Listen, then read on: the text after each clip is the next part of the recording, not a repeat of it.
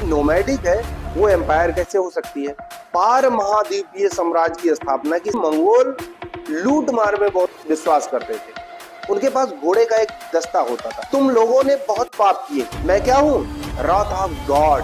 Mongol थे, ये minority थे। अब बोरते नाम की लड़की से शादी किया था और बोरते का अपहरण भी हो गया। तो आज हम लोग नोमैडिक एम्पायर के बारे में ही बात करेंगे।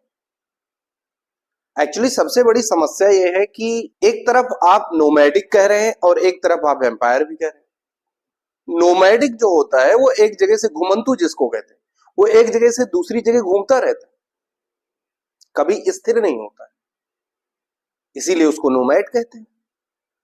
वहीं आप दूसरी तरफ देख रहे हैं कि जो एम्पायर है वो स्थायित्व चाहता है, स्टेबिलिटी चाहता है, उसमें स्टेबिलिटी चाहिए।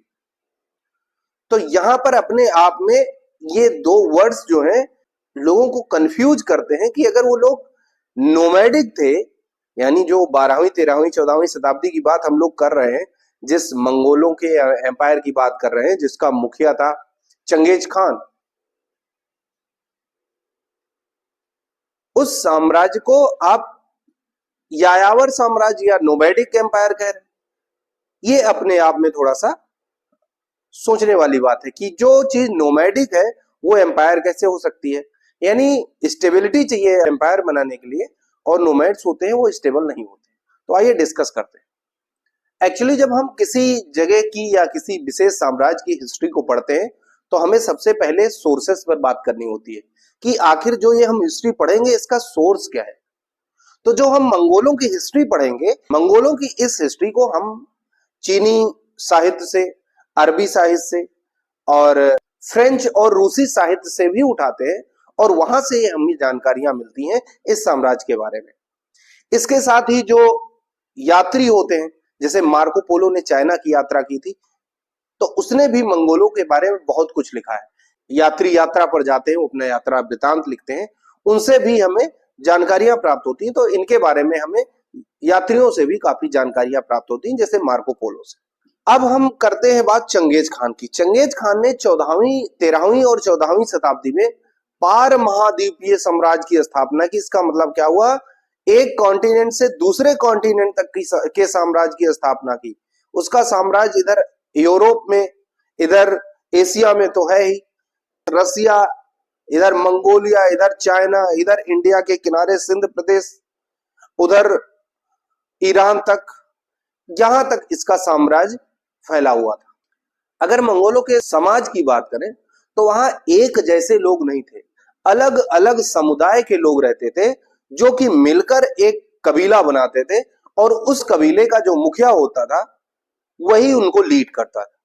तो अगर वहां सोसाइटी की बात करें तो उनकी सोसाइटी में भी डाइवर्सिटी थी। घास के मैदान थे, यहाँ जो नोमैड्स होते थे पशुओं को चराते थे, एक जगह से दूसरी जगह टहलते थे और छोटे छोटे शिकार किया करते थे। इसी शिकार के माध्यम से वो अपना जीवन यापन करते थे। लेकिन एक बात यह है कि मंगोलों ने कृषि को नहीं अपनाया। अगर चंगेज खान या इनके वंशजों की बात करें तो इन्होंने कभी कृषि पर बहुत ज्यादा ध्यान नहीं दिया, लेकिन वहां की जो और नोमैडिक जातियां थी वो छोटे मोटे जगहों पर कृषि वगैरह किया करती थी, खेती किया करती थी। अब फिर बात आती है, फिर मंगोल क्या किया करते थे? एक्चुअली मंगोल लूट मार में बहुत विश्वास करते थे। वो जहां भी देखते थे किसी के पास थोड़ा सा धन है, थोड़ा सा सुविधाएं उसके पास बढ़ गई हैं, उनके पास घोड़े का एक दस्ता होता था। यानी हर मंगोल अपने पास एक घोड़ा रखता रहा होगा, तो ये लोग उसी घोड़े पर बैठकर जाते थे और जिसके पास देखते थे कि इनके पास रिसोर्सेज ज्यादा है, वहां से वो उन रिसोर्सेज को छीन लाते थे। इन्होंने अपनी एक छोटी सी सेना बना रखी थी जिसमें अलग अलग जातियों के लोग, अलग अलग कबीलों के लोग शामिल होते थे।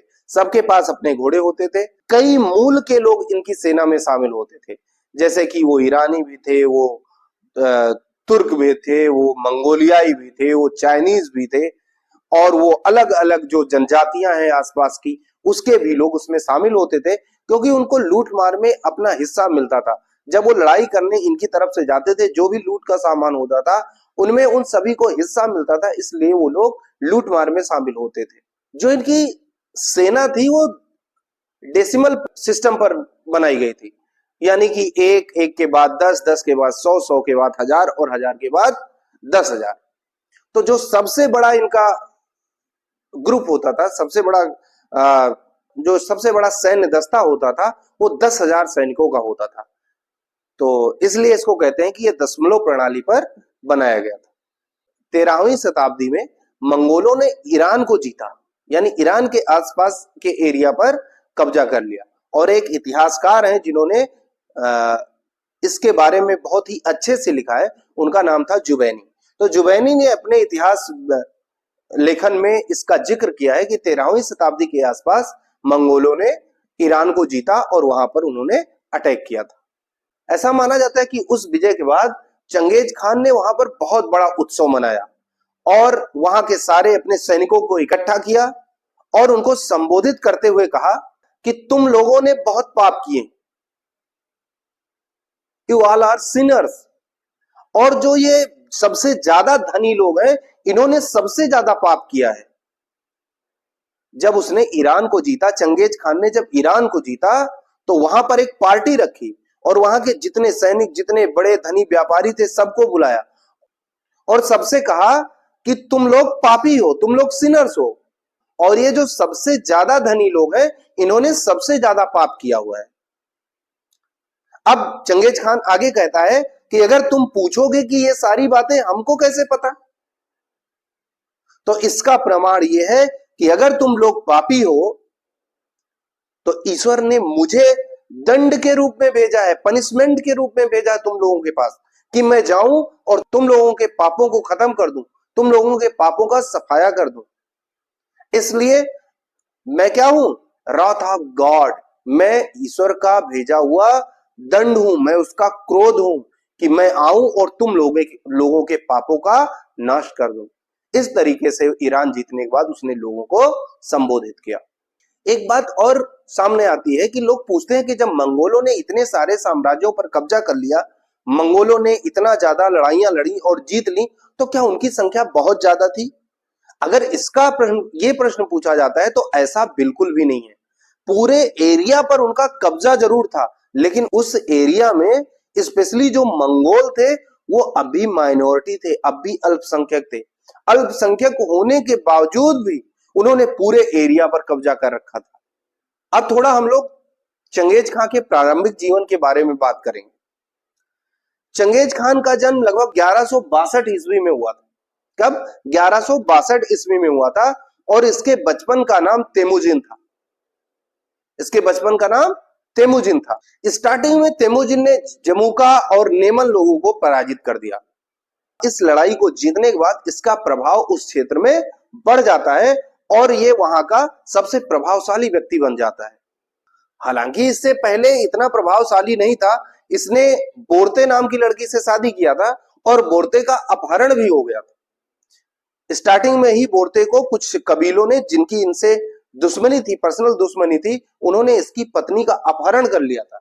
उसी समय इसने बड़ा प्रयास किया अपनी पत्नी को वापस पाने के लिए और उसने सेना इकट्ठी की, लोगों को इकट्ठा किया, जमुका को हराया, नेमन के लोगों को हराया और फिर एक और बड़ी सेना, ताकतवर सेना इकट्ठा की, जिससे कि वो आगे अपने उद्देश्यों में सफल हो पाए।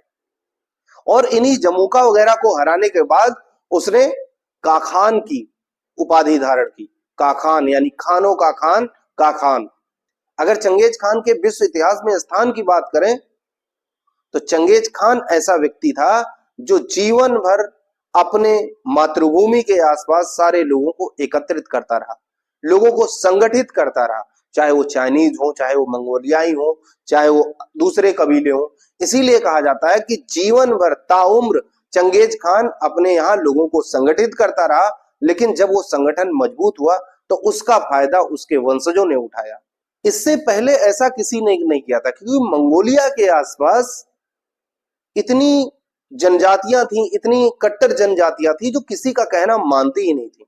वो चंगेज खान ही ऐसा व्यक्ति था जिसने उन सारी जनजातियों को एक किया।